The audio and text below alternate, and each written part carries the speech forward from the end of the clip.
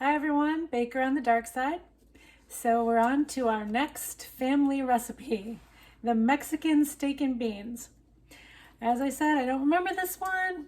Definitely never made this one. So we're gonna see how it turns out. All right, so we're gonna start with a plastic baggie, and we're gonna start with the seasoning. So we've got a tablespoon of flour going in the bag, a teaspoon of chili powder going in the bag, quarter teaspoon of salt, light salt, you know, eighth of a teaspoon of pepper, black pepper, and you gotta shake that up a little. We're gonna shake this up, get that good and mixed up. It's not a lot. And then we've got a pound of beef, round beef steak, cut into strips. It was already cut that way at the store. It's like a stir-fry beef is another name for it. So you're gonna put it in my trusty baggie and mix it up. So what I've done is put a tablespoon of oil, olive oil, in the pan, and it's been heating. I didn't make you wait to watch the heating. We're just kind of mixing this baby up. It's probably, going to thicken into some kind of Mexican gravy with all this flour. Just want to make sure that I get it on all the pieces. See how I'm doing this? Professional, right? No. All right. So I think I've got all I can get on there. And I'm going to put it in the oil. I don't have it super hot. I'm just going to stick those strips in there and get them cooking. And this is an unusual recipe. It kind of reminds me of, remember the Chinese one that I made? The one that, I was like, I don't know about this chow mein thing, but it turned out to be fantastic. Well, I kind of feel that way about this one too. I'm not sure what's going to happen. Hold on a second. Okay. So we're going to brown the meat, it says. Coat that in. We're going to brown the meat. And then we're going to add some ingredients. So it says medium-high heat, which is what I have it at. All right, so I'm going to brown the meat. I'm not going to make you watch that. And once I get it brown and we're on to the next step, I'll show you. All right, we're back. I'm done browning the meat, so there it is. It's all browned. One of the things that was weird is that, like the spices kind of made a glaze it like a stuck to the bottom, which I've never had anything stick to this always pan, so I was kind of surprised. But it sounds like our next step is that we're going to deglaze the pan, as they call it in the chef world. So with this water, so I'm going to pour this in, and I hope that loosens that up. It seems like it's going to. So we're just going to mix that, get that going, and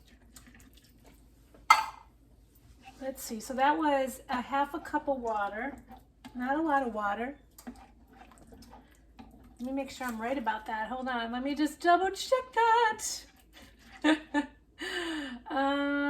The water, half a cup. Yep, okay. So half a cup of water, you pour that in. It's gonna be the base of our sauce. I'm winging it. Okay, all right. Trying to get everything off the pan.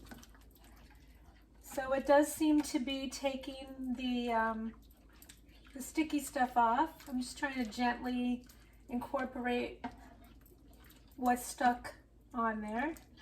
Get those flavorful bits on there, right? Okay. Then it says we're going to add the chili sauce. Okay, let me tell you while this is doing its thing. Let me tell you my story about the chili sauce. Okay, so chili sauce. The only chili sauce that I ever kind of knew about, was, the Thai chili sauce, which is sweet and kind of, whatever. So I'm looking at the chili sauce and I'm like, no, this is Mexican. It is definitely not the Thai chili sauce. So then I'm looking around for chili sauce. And so then I find chili sauce. So this is chili sauce. It is tomato based. And I'm looking at the ingredients and I'm like, this really has all of the ingredients of ketchup. And when I look, it's exactly the same ingredients as ketchup. The only thing that I can think is that this has less sugar than ketchup.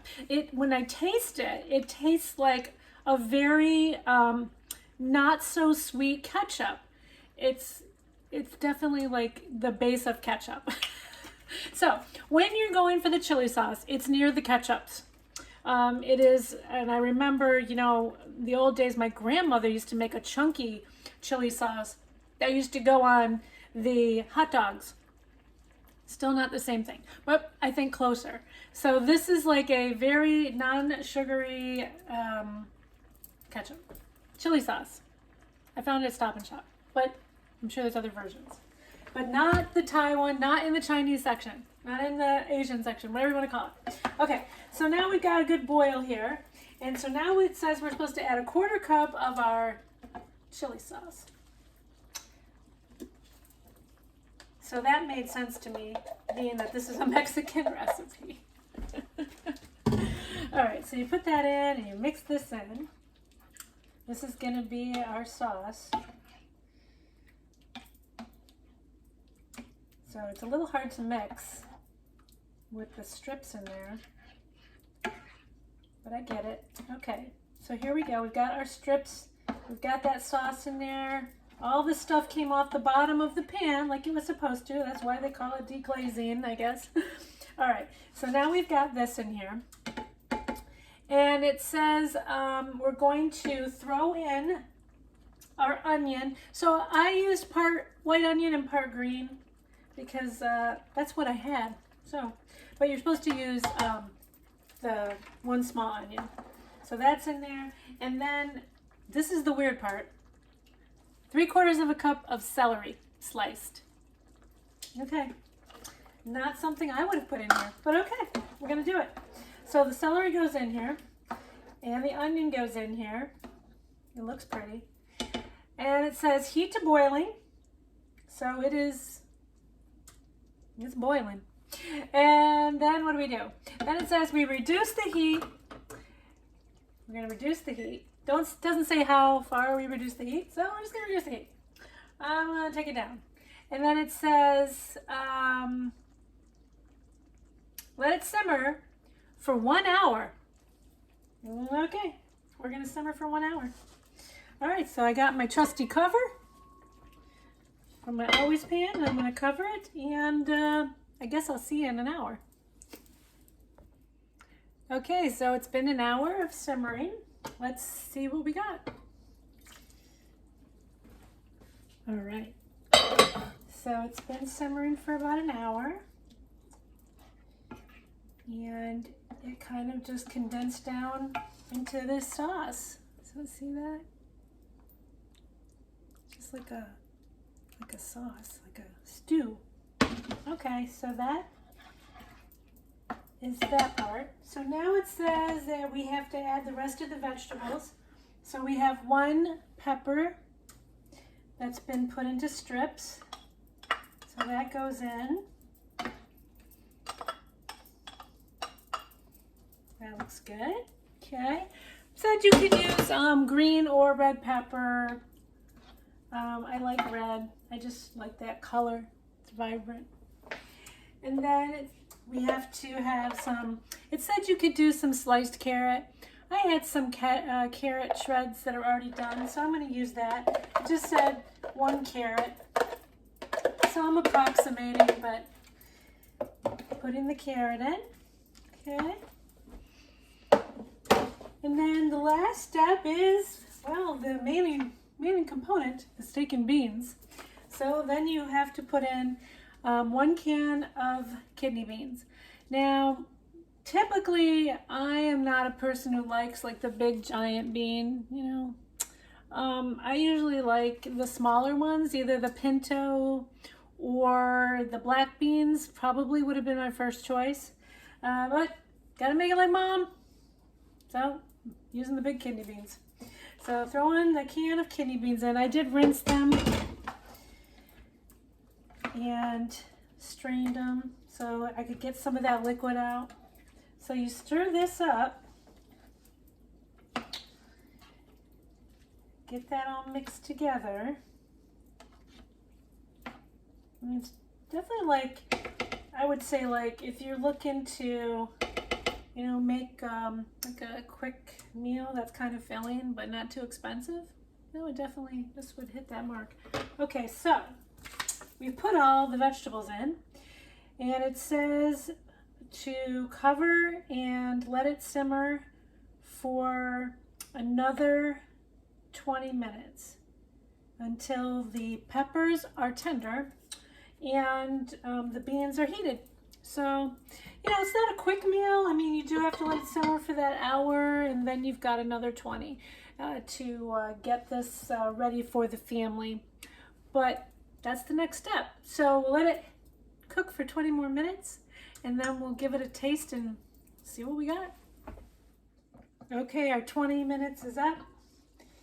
Let's see how this looks. And it looks good. Let me just stir this up here.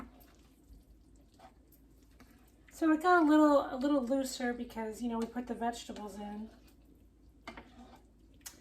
I'm not really sure, like, I guess you would just, I mean, eat this like it is, but, you know, it looks good. I mean, it looks nice. See that? Can you see it?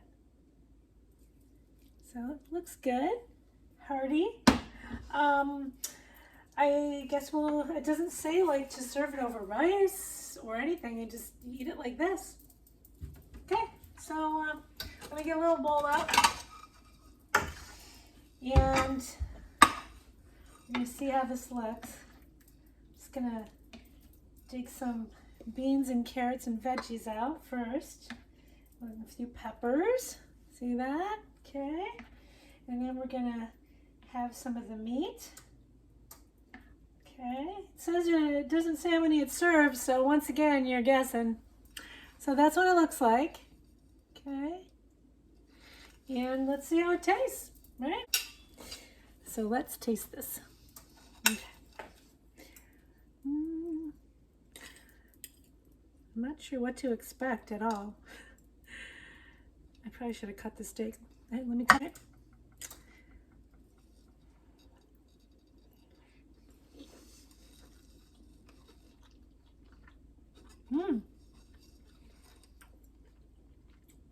It's good. I mean, it's a very mild flavor. The meat is very tender. I was really surprised with this cut, but it's good. It's kind of like a chili, but without all of the liquid. Honestly, I think like this would be fantastic over rice, or actually I think it would make a great filling for a taco or a quesadilla. I think that's what I would do with it. I would actually probably put it in a quesadilla or put it in a taco or a burrito and then serve it with some guacamole and sour cream. Yeah, it's very, it's not bad. Yeah, it's light. It's just a quick way to make kind of a chili. So, yeah, try the recipe. Subscribe if you want to see more of my family's recipes from beyond, and